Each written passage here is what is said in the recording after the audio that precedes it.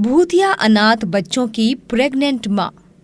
प्रीत विहार नाम का एक गांव था जहां सुमन अपने पति दामोदर और सास मंजू के साथ रहती थी। सुमन 8 महीने की गर्भवती थी।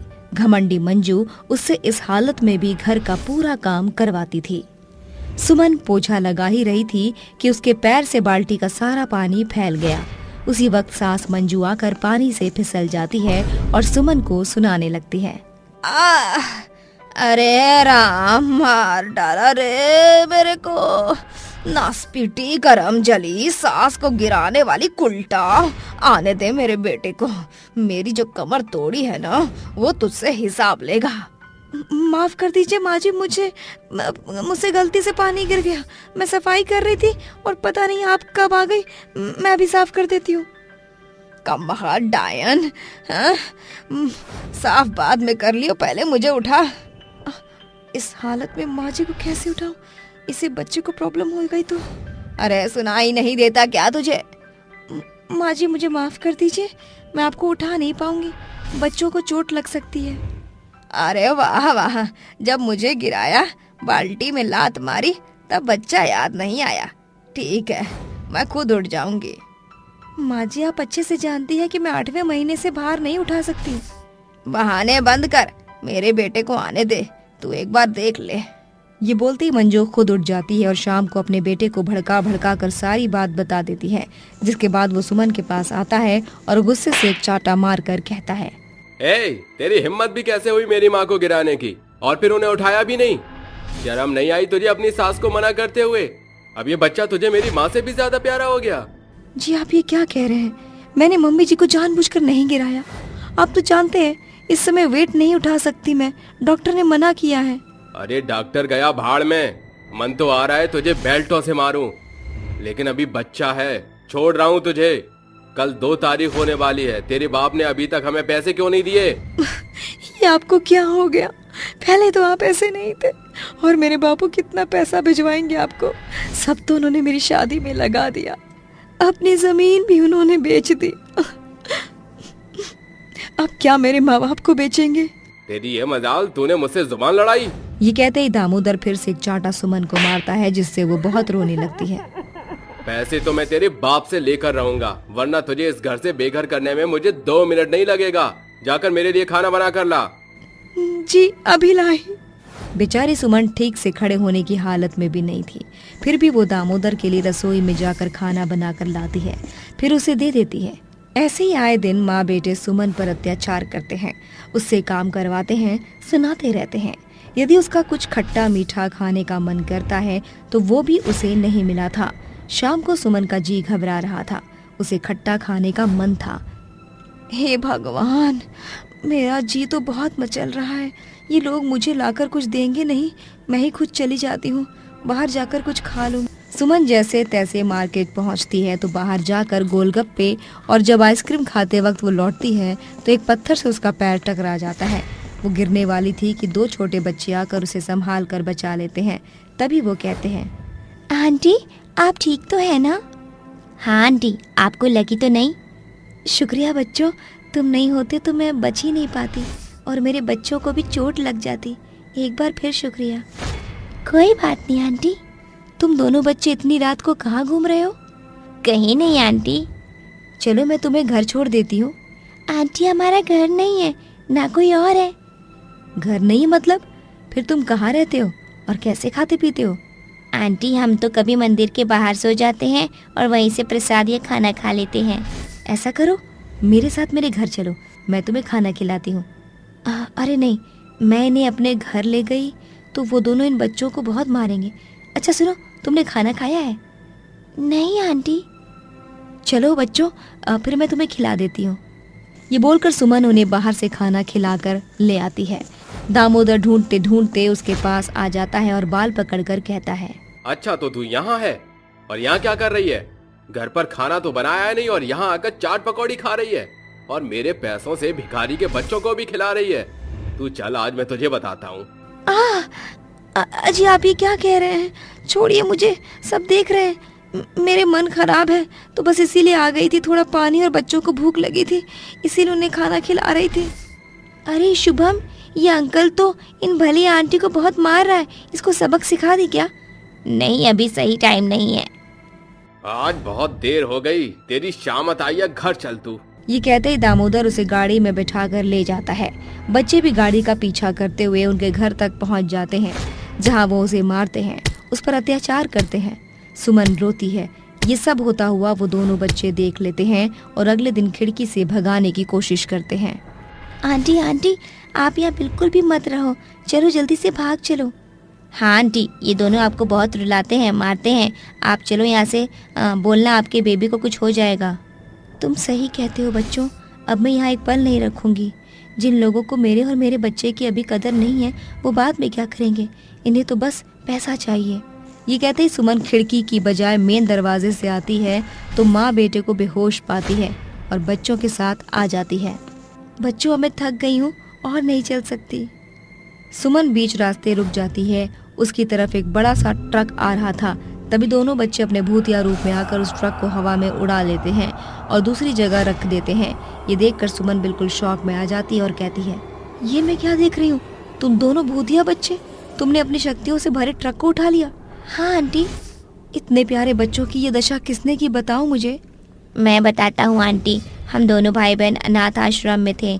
हम शुरू से नहीं जानते थे हमारे माता पिता कौन हैं, लेकिन अगर वो हमारे साथ होते तो आज हमारी दशा ये नहीं होती।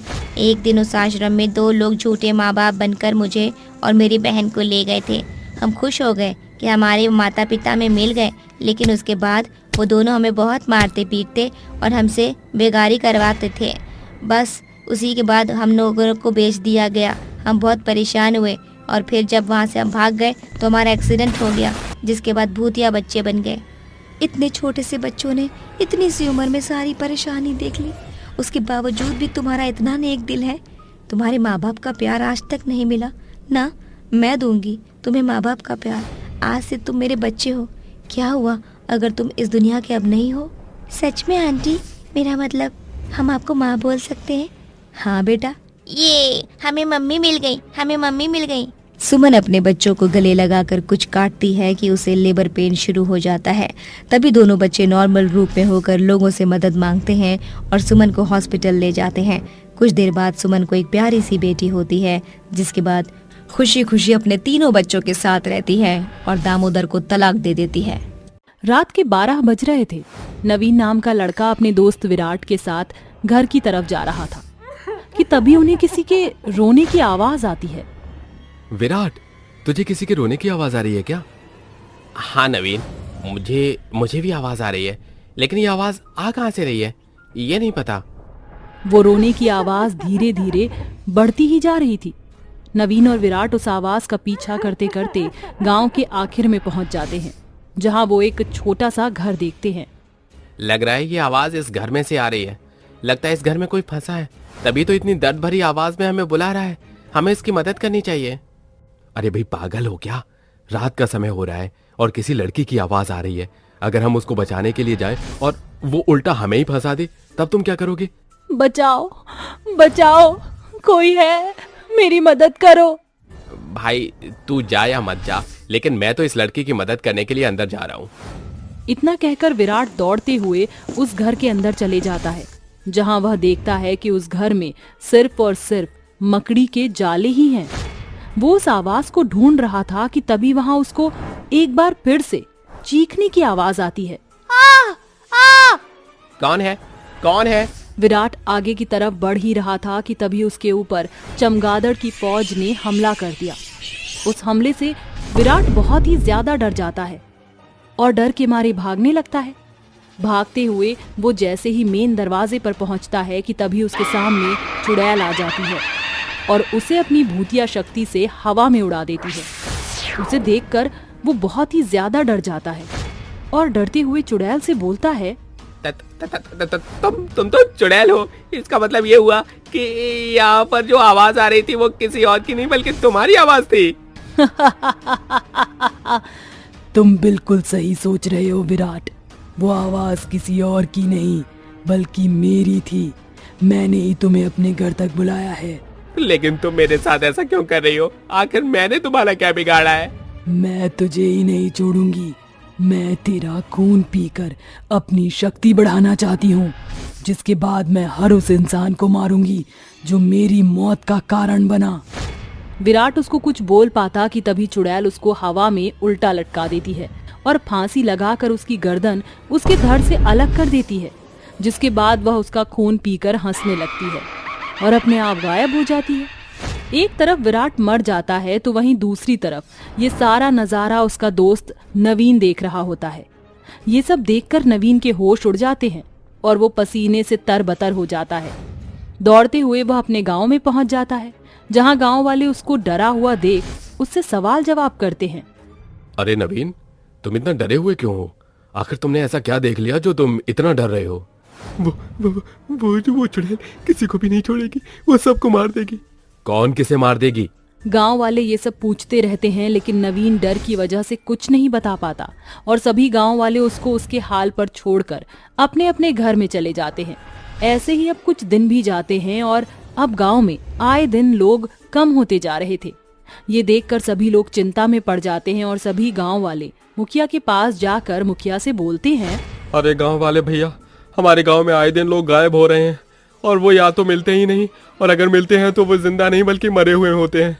और हमको तो समझ ही नहीं आ रहा कि आखिर हमारे गांव वालों को कौन मार रहा है। और मैंने ये भी सुना है कि गांव के आखिर में जो घर है उसमें लोग जाकर मर रहे हैं। अरे विनय भैया, तुम इतना डर क्यों रहे हो? तुम ये तो देखो कि हमारे गांव में जो मर रहा है वो कोई मामूली नहीं बल्कि कोई ना कोई गुंडा जरूर है। हमारे गांव में उन्हीं लोगों की संख्या कम हो रही है जो या तो गुंडा है या चोर है या कोई खूनी है। अरे मैं तो कहता हूँ अच्छा है हमारे गांव में से इन गुंडों का आतंक खत्म हो रहा है। अरे राज भैया, हमारे गांव में गुंडों का आतंक कम तो हो रहा है, लेकिन वो भी इंसान ही है ना, हमें कुछ ना कुछ तो करना ही पड़ेगा। मुखिया जी, मैं आपकी बात से सहमत हूँ, लेकिन आप ये तो देख रहे हैं कि हमारे गांव में गुंडों का समुदाय है, उनमें से लोग कम हो रहे हैं। अरे राज भैया, मैं तुम्हारी बात से सहमत हूँ, लेकिन मैं मुखिया होने के नाते ये सब बोल रहा हूँ। ठीक है मुखिया जी, आखिर हमारे गांव में ये कौन कर रहा है और क्यों कर रहा है, इस पर आज पता लगाने के लिए मैं आज रात उस घर में जाऊंगा और वहाँ का सारा राज पता करके लाऊंगा। राज, हम भी तुम्हारे साथ आएंगे। शाम को जब राज उस घर की तरफ जाता है तब उसके पीछे पीछे गांव वाले भी जाते हैं। राज घर का दरवाजा खोलता है कि तभी भेड़िए और कुत्ते की भौंकने की भी आवाजें आने लगती हैं। ये सब देख राज अपने गले का रुद्राक्ष निकाल कर उस रुद्राक्ष को गिनते हुए मंत्र पढ़ने लगता है। नमो ओम नमो नमो, इस घर का राज प्रकट हो। उसके मंत्रों को सुनकर चुड़ैल उसके सामने आती है और उससे बोलती है, देख राज, मैं तुझसे कुछ भी नहीं चाहती, इसलिए तू यहाँ से चुपचाप चले जा। मैं अपनी मौत का बदला ले रही हूँ। तुम लोगों को मार क्यों रही हो? मैं कभी नहीं बताऊंगी अपना राज, समझा तू? अगर तूने मुझे परेशान किया तो मैं तुझे यहीं फांसी पर लटका दूंगी। चुड़ैल और राज की बहस ही चल रही थी कि तभी वहां पर विकास नाम का एक आदमी आ जाता है, जहां वह देखता है कि राज एक चुड़ैल से बात कर रहा है। जैसे ही विकास उस घर के अंदर जाता है कि तभी चुड़ैल की नजर विकास पर चली जाती है और वह भागते हुए विकास के गले लग जाती है और रोती हुए बोलती है, तुम कहाँ थे विकास? देखो ना, तुम्हारे ना होने पर लोगों ने मेरा कितना बुरा हाल कर दिया। नैना, ये तुम हो? हाँ विकास, ये और कोई नहीं बल्कि मैं ही हूँ, तुम्हारी नैना। लेकिन नैना, ये सब हुआ कैसे? हाँ हाँ नैना, बताओ नैना, बहन तुम चुड़ैल कैसे बनी? आज से 7 साल पहले मैं अपने पति विकास के साथ खुशी से इस घर में रहा करती थी। हम दोनों ही काम पर जाया करते थे कि तभी विकास की कंपनी में एक बहुत बड़ी चोरी हो गई। दुख की बात ये थी कि उस रात विकास उस कंपनी के अंदर थे, इसलिए उस कंपनी के मालिक ने मेरे पति विकास पर चोरी का इल्जाम लगा दिया और चोरी के केस में विकास 7 साल के लिए जेल की सलाखों के पीछे चले गए। वहीं दूसरी तरफ जहां मैं काम कर रही थी, मुझे वहां पर आए दिन ताने मिलने लगे। अरे मोहिनी बहन, तुम्हें पता है नैना का पति तो चोर है, चोर। अरे यार, मैं तो कहती हूँ उसका पति चोर है, इसके भी अंदर चोरी वाले लक्षण होंगे, इससे तो अपना सामान छुपा कर ही रखना। वो दोनों आपस में बातें कर ही रहे थे कि तभी वहां पर नैना का बॉस आ जाता है, जिसके बाद नैना का बॉस उसको ऑफिस से निकाल देता है। नैना कुछ दिन तो अपना गुजारा चला लेती है, लेकिन अब उसके पास पैसे खत्म हो गए और वो भीख मांगने लगी, लेकिन उसको लोगों की तरफ से धुतकार के अलावा और कुछ नहीं मिला।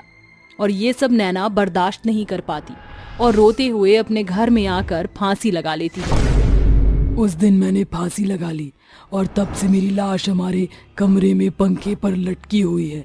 चमगादड़ों ने मेरी लाश को नोच नोच कर खा लिया, लेकिन आज भी मेरा कंकाल वहाँ लटका हुआ है। ये सब सुनकर सभी गांव वाले और विकास की आंखों में आंसू आ जाते हैं। विकास रोते हुए चुड़ैल से बोलता है, नैना अब चाहे कुछ भी हो, लेकिन तुम अब इस दुनिया की नहीं रही, इसलिए तुम्हें अब यहाँ से जाना ही होगा। ठीक है विकास, तुम बोल रहे हो तो मैं यहाँ से चले जाऊंगी, लेकिन तुम मुझसे वादा करो कि तुम दूसरी शादी करोगे और अपना जीवन एक बार फिर बसाओगे।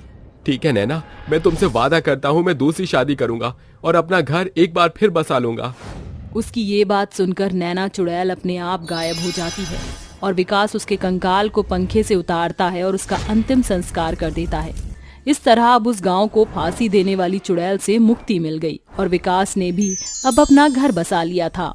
एक बहू की 4 चुड़ैल सास। मैं रंजू को माफ नहीं करूंगी। मैं उसको उसकी गलती का एहसास जरूर दिलाऊंगी। उसकी गलती का एहसास सिर्फ तू ही नहीं बल्कि हम भी दिलवाना चाहते हैं। आखिर उसको ये एहसास तो होना ही चाहिए ना कि उसने अपनी सासों के साथ कितना गलत किया है। हाँ बहन, तुम बिल्कुल सही बोल रही हो। हमारा बेटा एक लड़का था, लेकिन इस डायन ने तो हमसे हमारा इकलौता बेटा भी छीन लिया। कोई बात नहीं, अब तुम तीनों शांत हो जाओ। जब वो आएगी तब हम अपना काम शुरू करेंगे, समझी तुम सभी? सारी चुड़ैल अपनी गर्दन हिलाकर हाँ कर देती हैं और कुछ समय बाद जब रंजू बाहर से अपने घर में आती है तो वो खुद से बोलती है, अरे वाह, आज तो अपने पति रोहन जी के लिए बड़े अच्छे अच्छे पकवान बनाऊंगी। इतना कहकर रंजू खाना बनाने लगती है कि तभी किचन की लाइट ऑटोमेटिकली चली जाती है। सिर्फ और सिर्फ किचन की लाइट को जाते हुए देख वो थोड़ी हैरान हो जाती है और हैरानी के साथ वो खुद से बोलती है, अरे ये क्या, मैंने तो बिजली का बिल पूरा भरा था, लेकिन यहाँ लाइट क्यों गई? बाहर हॉल की तो लाइट गई नहीं है।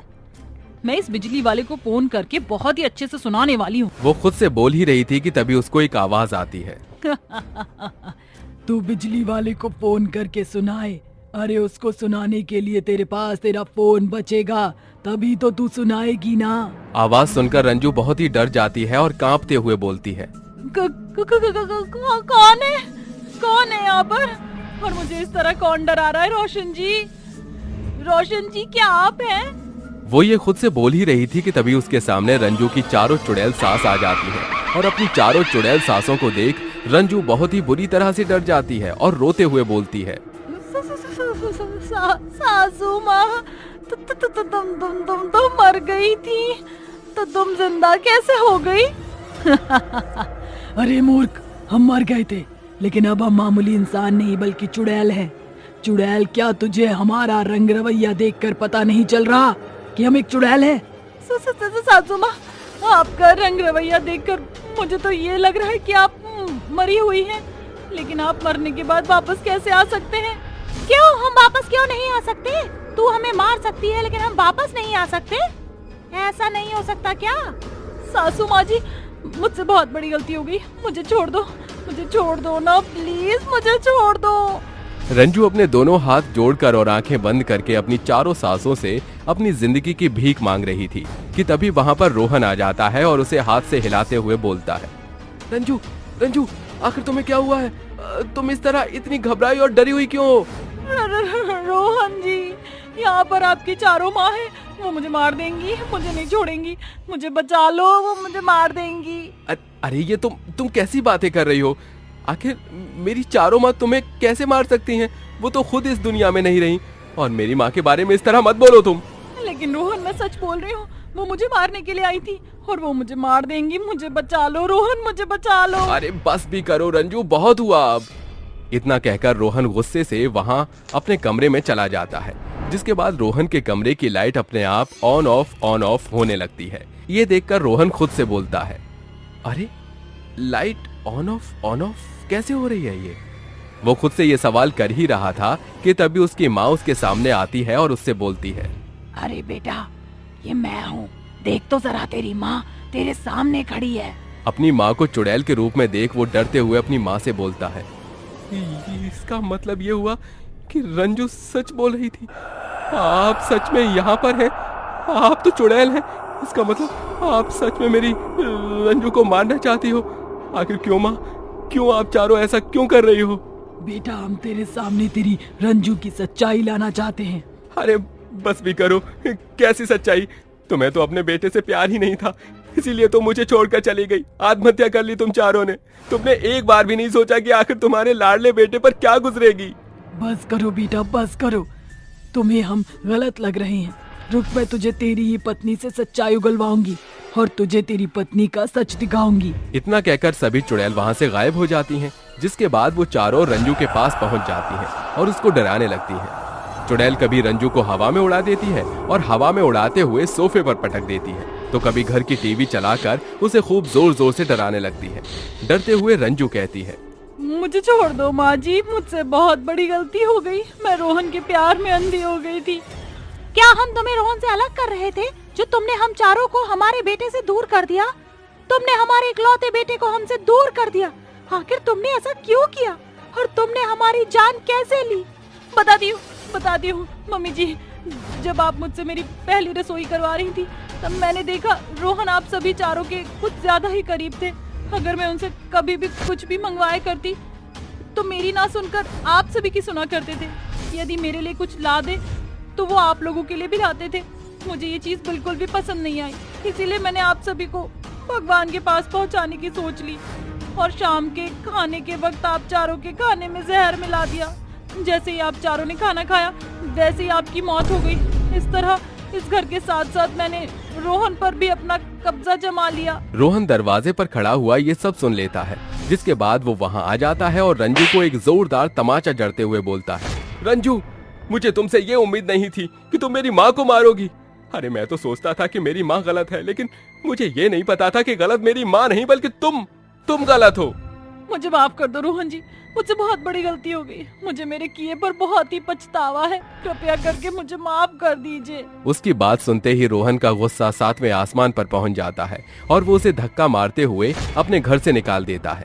ये देख उसकी चारों चुड़ैल माँ रोहन के सामने आती हैं और उससे बोलती हैं, बेटा रोहन, ये जैसी भी है तुम्हारी पत्नी है। माँ, मैंने इस डाइन के चलते आप लोगों को खो दिया। मैं इसको कभी जिंदगी में माफ नहीं कर सकता। लेकिन तुझे माफ करना होगा बेटा। अपनी इन मासूम माँ की बात मान ले, जिसने तुझे इतने प्यार से पाल पोस कर बड़ा किया और तेरी शादी करी। वो तेरी पसंद नहीं थी, बल्कि हम सभी की पसंद थी। इसलिए तू हमारी पसंद को इस तरह मत ठुकरा। ठीक है माँ, आप सभी के कहने पर इस डाइन को मैं अपनी पत्नी का दर्जा देने के लिए तैयार हूँ। इतना कहकर रोहन रंजू को अपना लेता है, जिसके बाद रंजू और रोहन खुशी से अपनी जिंदगी गुजारने लगते हैं और वहीं दूसरी तरफ वो चारों चुड़ैल वहां से अपने आप गायब हो जाती हैं। रंजू भी अब बिल्कुल सुधर चुकी थी।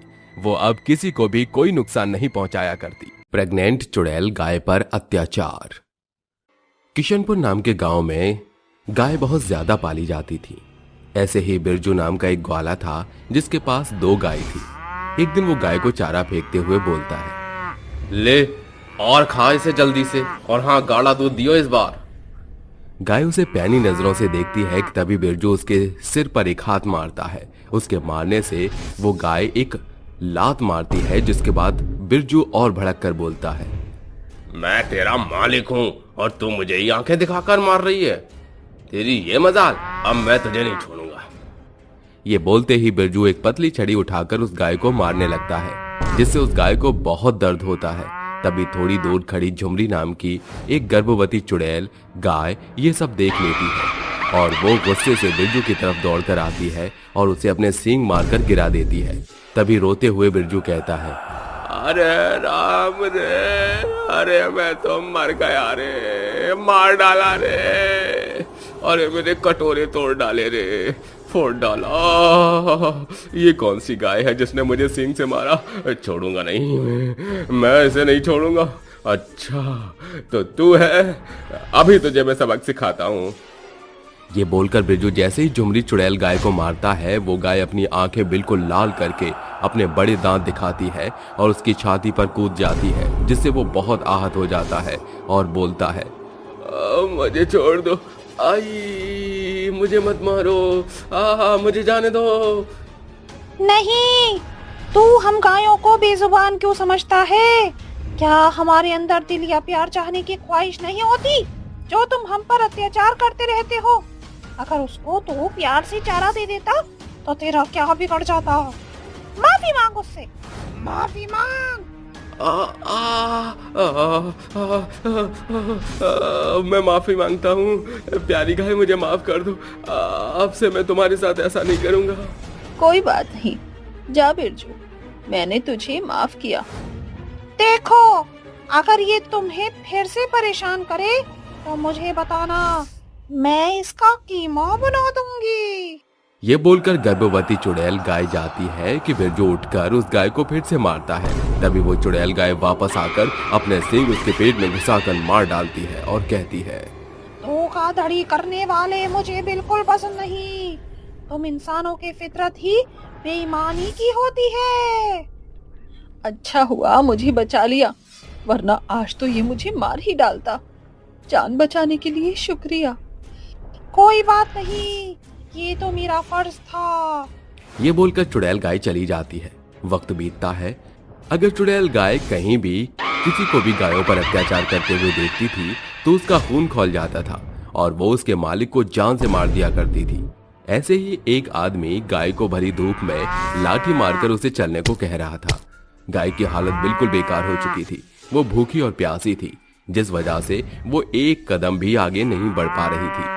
तभी वो आदमी उस गाय पर लाठी मारते हुए कहता है, अरे तू चल क्यों नहीं रही है? मार रहा हूँ तब भी ढीठ सी यहीं खड़ी है, चलना। मालिक, मुझसे अब और नहीं चला जाता। मैं इस धूप में थक चुकी हूँ। एक कदम और चली तो गिर जाऊंगी। ओहो, तो अब तेरे भी नखरे सहने पड़ेंगे मुझे। चुपचाप चल ले। मालिक, मैं बहुत थक गई हूँ, मुझे बस थोड़ा सा पानी पिला दीजिए, मैं चल लूंगी। लगता है तू ऐसे नहीं मानेगी, तुझे सबक सिखाना पड़ेगा। ये बोलकर वो आदमी उस बेचारी गाय को मार मार के जख्मी कर देता है। गाय की हालत बहुत बुरी हो जाती है। वो जमीन पर गिर पड़ती है। वो आदमी अपनी गाय के गले में से फंदा निकालकर उसे छोड़कर चला जाता है। वो घायल तपती धूप में वहीं बेहोश पड़ी रहती है। तभी गर्भवती चुड़ैल गाय की नजर उस बेहोश गाय पर पड़ती है और उससे वो कहती है, अरे उठो, सुनो, तुम्हें क्या हुआ? तभी चुड़ैल गाय अपनी पूंछ से उसके मुंह पर सहलाती है, जिसके बाद वो गाय होश में आ जाती है और कहती है, मैं कहाँ हूँ? मुझे प्यास लगी है, पानी चाहिए। तुम ठीक तो हो ना? मैं तुम्हें पानी पिलाती हूँ। उठो और मेरे साथ मेरे घर चलो। ये बोलकर चुड़ैल गाय उसे जंगल की तरफ ले जाकर कहती है, देखो, मैं यहाँ रहती हूँ। तुम पानी पी लो और मुझे बताओ तुम्हारी ये हालत कैसे हुई? तुम्हारे गले में भी निशान है। वो मेरी हालत मेरे मालिक ने की है। वो मुझे तपती धूप में चलने को मजबूर कर रहे थे, मुझे मारा भी, और जब मैं बेहोश हो गई तो मुझे छोड़कर चले गए। क्या तुम्हारे साथ इतना सब हो गया? बताओ तुम्हारा मालिक कहाँ है? उसे तो मजा चखाना ही पड़ेगा। नहीं, वो तुम्हें भी मारेगा, तुम मत जाना उसके पास। तुम मेरी फिक्र मत करो, मैं उससे बहुत ज्यादा ताकतवर हूँ। बस तुम मुझे उसके पास लेकर चलो। गर्भवती चुड़ैल गाय की बात सुनकर वो गाय अपने मालिक के पास उसे ले जाती है, जहां वो चुड़ैल गाय अपने असली खोखा रूप में आकर उसके मालिक को कभी अपने सींग से तो कभी पैरों से बहुत मारती है, जिसके बाद वो मर जाता है। तभी चुड़ैल गाय उस गाय से कहती है, देखा, तुम्हारे साथ बुरा करने वाले का मैंने क्या हाल किया। मुझे ऐसे लोगों से सख्त नफरत है जो बेजुबान गायों पर अत्याचार करते हैं। पर तुम इतनी बुरी नफरत क्यों करती हो? क्या तुम्हारे साथ कुछ बुरा हुआ था? हाँ, मेरे साथ बुरा हुआ है, बहुत बुरा। 6 महीने पहले की बात है। मेरे मालिक चक्की बहुत गरीब थे। इतना गरीब था कि कभी उस पर खाने के लिए भी कुछ नहीं था। ऐसे ही मैं उसे जंगल में मिल गई। उसने मुझे वहाँ चारा इकट्ठा करके खिलाया और फिर मुझे अपने घर ले गया। मेरे मालिक ने मेरा बहुत ख्याल रखा, मुझे चारा खिलाया, जिसके बाद मैं उसे गाढ़ा दूध देती थी और धीरे धीरे वो अमीर हो गया और घमंडी भी। कुछ महीने बाद मैं गर्भवती हो गई, जिसके बाद मेरी तबीयत खराब होने लगी और मैंने दूध देना बंद कर दिया था। तभी मेरा मालिक आकर कहता है, क्यों रे, इतने दिन हो गए दूध क्यों नहीं देती है? तेरी वजह से मेरा बिजनेस ठप होता जा रहा है। अगर तू दूध नहीं देगी तो मैं कमाऊंगा कैसे? मालिक, मेरी तबीयत ठीक नहीं है, कुछ वक्त तक मैं दूध नहीं दे पाऊंगी। अच्छा, तो तू दूध नहीं देगी? ये सुनकर जग्गी उसे बहुत मारता है, जिसके बाद वो और जख्मी कमजोर हो जाती है। कुछ दिन बाद जग्गी दूसरी गाय ले आता है, जो आलसी और कमजोर थी। इस वजह से वो कम दूध देती थी। जग्गी को यह बर्दाश्त नहीं हुआ। दिन पर दिन उसका घाटा होता जा रहा था। इसी वजह से वो एक दिन बहुत दारू पी के झुमरी को कहता है, झुमरी, तूने मेरे साथ बहुत गलत किया है। अब तेरी वजह से मेरा बहुत घाटा हुआ है। अब मुझ पर पैसे भी नहीं रहे और कोई मुझसे दूध भी नहीं खरीदता था। आज मैं तुझे नहीं छोड़ूंगा, मार डालूंगा तुझे। मालिक, मालिक ऐसा मत कीजिए, मुझ पर तरस खाइए। मैं गर्भवती हूँ, कुछ तो समय लगेगा ना मुझे दूध देने में। मेरी तबीयत भी ठीक नहीं है। चुप पनौती गाय, तूने मुझे बर्बाद कर दिया। आज मैं तुझे मार डालूंगा। ये बोलते ही जग्गी चूल्हे में से लकड़ी लाकर झुमरी को जला देता है, जिसके बाद झुमरी तड़प तड़प कर जलकर मर जाती है और चुड़ैल बन जाती है। चुड़ैल बनने के बाद सबसे पहले मैंने उसी दारूबाज को ही मार डाला। एक बार भी उसने मेरे बच्चे के बारे में नहीं सोचा और पैसों के चक्कर में इतना अंधा हो गया कि उसने मुझे ही जला डाला। इसीलिए मैंने उससे अपना बदला ले लिया। सच में तुम्हारे साथ बहुत गलत हुआ है, पर तुम बहुत अच्छी गाय हो। तुमने हम जैसी गायों की कितनी मदद की है। मैं भगवान से प्रार्थना करती हूँ कि तुम्हें और तुम्हारे बच्चे को मुक्ति प्रदान करे। गाय के इतना बोलते ही आकाश से एक रोशनी आती है, जो गर्भवती गाय पर पड़ती है, जिसके बाद उसे मुक्ति मिल जाती है और वो चली जाती है। पेपर करोगे या मरोगे? इवनिंग शिफ्ट के अकॉर्डिंग एग्जाम हॉल में बैठे सभी छात्र छात्राएं प्रश्न पेपर का इंतजार कर रहे थे। तभी एक खौफनाक चुड़ैल उड़ते हुए हाथों में प्रश्न पेपर लिए हुए एग्जाम हॉल में एंटर करती है और दरवाजा बंद हो जाता है, जिसके साथ हॉल की बत्तियां जलने बुझने लगती हैं। सभी के बेंच जोर से हिलने डुलने लगते हैं। तभी बच्चे डरकर कहते हैं, अरे राजू, रानी, देखो ये तो कोई चुड़ैल है। हमारा एग्जाम तो आर के दुबे सर लेने वाले थे, फिर ये चुड़ैल कैसे यहाँ आ गई? मैंने तो जो भी प्रश्न परीक्षा के लिए याद किया था, उस चुड़ैल को देखते ही मेरी खोपड़ी से गुल हो गए। बच्चों की ऐसी बातें करता देख चुड़ैल गुस्से में बौखलाहट भरकर कहती है, साइलेंट हो जाओ, वरना मैं वायलेंट हो जाऊंगी। पेपर करोगे या मरोगे? चुड़ैल उड़ती हुई सभी स्टूडेंट के बेंच पर प्रश्न पेपर रख देती है और आगे खड़ी होकर कहती है, सभी को प्रश्न पेपर मिल चुका है। तुम सभी के पास मात्र 2.5 घंटे हैं। इस समय तक तुम्हारा पेपर हो जाना चाहिए। अगर पेपर नहीं करोगे तो मरोगे। फिर चुड़ैल एग्जाम हॉल के सभी ड्रॉ में चक्कर लगाने लगती है। तभी राजू कहता है, एक तो पहले ही परीक्षा की चिंता में पेट में गुड़गुड़ हो रही थी, ऊपर से इस सड़ी गली चुड़ैल की पेपर करोगे या मरोगे की धमकी मेरी आंतें सुखा रही है। मेरा सर तो डर के मारे जोरों से चक्कर दे रहा है। सर जो तेरा चक्कर आए, क्या एग्जाम न लिखा जाए? आजा प्यारे पास हमारे, ऊपर तुझे पहुंचाए। नहीं चुड़ैल जी, मुझे मत मारना। तभी चुड़ैल रानी के पास आकर कहती है, पेपर करोगे या मरोगे? तुम सब के सब साल भर पढ़ते नहीं हो और एग्जाम हॉल में प्रश्न पेपर देखकर तुम सभी के तोते उड़ जाते हैं। बच्चे चुड़ैल से डरकर पेपर लिखने लगते हैं। तभी चुड़ैल कहती है, जल्दी जल्दी हाथ चलाओ, 1 घंटा बीतने वाला है। जो जितना जल्दी पेपर करेगा उसे इनाम में चतुर चील का भेजा खाने को मिलेगा। राजू, प्रियंका, मेरी मदद करो, मुझे तो एक भी प्रश्न का उत्तर याद नहीं आ रहा। कौन पंछियों की तरह सुखबुका रहा है? जानते नहीं एग्जाम हॉल में बात करना मना है। हॉल में टंगी हुई घड़ी की सुई तेजी से आगे बढ़ रही थी, जिसके साथ सभी बच्चों की धड़कनें भी डर के मारे तेज तेज धड़क रही थीं कि राजू कहता है, चुड़ैल जी सप्लीमेंट प्लीज। चुड़ैल खुश होकर गर्दन पीछे घुमाकर कहती है, सीखो इससे कुछ, इसने सारे पन्ने भर दिए। पर मुझे चुड़ैल मत बुलाओ, मेरा दिल दुखता है, टीचर कहकर पुकारो।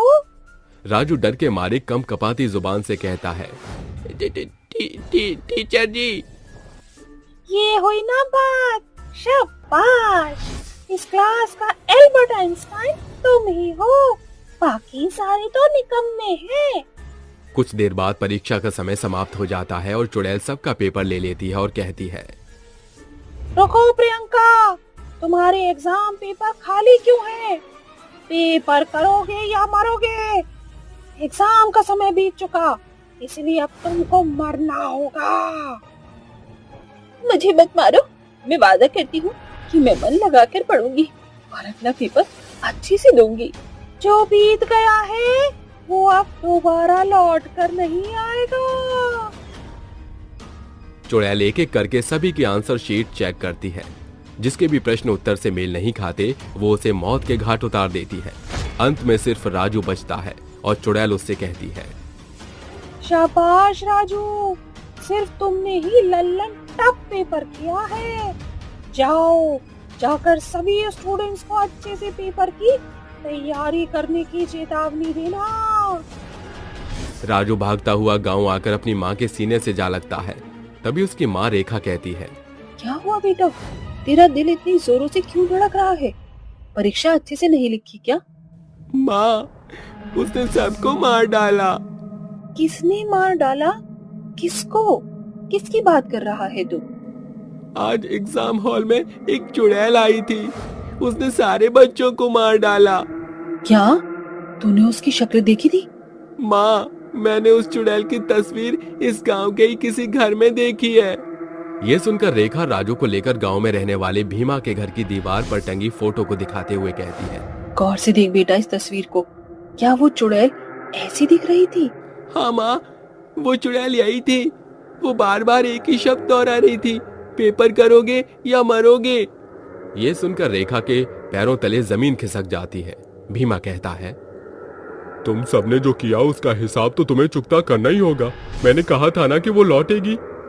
फिर रेखा गांव के सभी लोगों को इकट्ठा करके कहती है, मंगलू, सुरेश, जिस बात का डर था वही हुआ, वो लौट आई है। आखिर कौन लौट आया है जिसने तुम्हारे चेहरे का रंग ही उड़ गया है? मतिका लौट आई है और सभी के बच्चों को मौत के घाट उतार रही है। हम गांव वालों से बहुत भारी गलती हो गई है। आखिर तमाम गांव वाले कौन से अपराध का जिक्र कर रहे हैं, जानने के लिए कहानी में कुछ साल पीछे का रुख करते हैं। जमाना तेजी से अपनी सोच को बदल रहा था। वहीं मुकुंदपुर गांव सदियों से चली आ रही कुरीतियों और रूढ़िवादी सोच में जकड़ा हुआ था। गांव में रहने वाली मतिका अपने पिता से कहती है, पिताजी, मैं और आगे पढ़ लिख कर अपने पैरों पर खड़ी होना चाहती हूँ। बिटिया, तुझे जितना पढ़ना है तू पढ़, मुझे कोई ऐतराज नहीं। 10वीं की परीक्षा उत्तीर्ण करके मतिका कॉलेज जाने लगती है, जिसे देखकर मंगलू और सुरेश गांव के सरपंच से जाकर कहते हैं, सरपंच जी, भीमा की बेटी ने तो सारी हदें पार करके रख दी हैं। रोज रोज झोला चटा उठाकर पढ़ने चली जाती है कॉलेज। ये सुनकर सरपंच गुस्से से बौखलाकर उसके घर आकर कहता है, अरे ओ भीमा के बच्चे, कहां मर गया, बाहर निकल। हुजूर, आप यहाँ? सुना है तू अपनी छुकरिया को पढ़ा रहा है। पढ़ लिख कर कौन सा कलेक्टर बन जाएगी, करना तो उसे चूल्हा चौका ही है। शिक्षा पाने का अधिकार औरतों को भी है, जाने कब बदलेगा हमारा समाज। 4 अक्षर क्या पढ़ लिए हैं, भाषण देने चली है। इस गांव के कुछ कायदे कानून हैं और औरतें पर्दों में ही शोभा देती हैं, मर्दों की बराबरी करते नहीं। खबरदार जो कल से अपनी कदम चौखट से बाहर निकाले तो। उसके बाद सरपंच वहां से चला जाता है और मतिका रात भर अगले दिन के पेपर की तैयारी करती है और सुबह होते ही पेपर देने चल पड़ती है। तभी सरपंच के 2 गुंडे उसे घेर कर कहते हैं, बड़ा शौक है ना पढ़ लिख कर आसमान छूने का। आज तू पेपर नहीं करेगी पर मरेगी जरूर। ऐसा मत करो, इस पेपर के लिए मैंने साल भर कड़ी मेहनत की है। गुंडे उसकी एक नहीं सुनते और उसे मारकर स्कूल की जमीन में गाड़ देते हैं और वो चुड़ैल बनकर स्कूल में घूमती है और पेपर के दिनों में बच्चों को डराने लगती है, इससे पहले कि वो हमारे किसी और बच्चे को मार डाले। हमें उससे माफी मांगनी होगी। सभी गांव वाले अगले दिन पेपर के वक्त अपने बच्चों के साथ एग्जाम हॉल में पहुंचते हैं, जहां चुड़ैल कहती है, शुरू करो लिखना, पेपर करोगे या मरोगे। रुक जाओ मतिका, हमारे बच्चों को छोड़ दो। हमारे किए गुनाहों की सजा हमारे मासूम बच्चों को मत दो। वो पेपर उस दिन मेरे लिए बेहद जरूरी था। मैं टीचर बनना चाहती थी, पर तुम सबने मुझे मिली भगत के द्वारा मार दिया। हमारे नन्हे बच्चों पर रहम खाओ मतिका। तुम चाहो तो हमें मौत के घाट उतार दो, हम उफ भी नहीं करेंगे। तुम सबको अपने किए पर पछतावा हो गया, यही काफी है। अब मेरी आत्मा को मुक्ति मिल जाएगी। लेकिन किसी बच्चे ने पेपर में लापरवाही की तो मैं वापस आऊंगी। अतृप्त चुड़ैल को हमेशा के लिए मुक्ति मिल जाती है और उसके पेपर करोगे या मरोगे शब्द के खौफ से गांव के सारे बच्चे मन लगाकर पढ़ते हैं और अपना पेपर करते थे।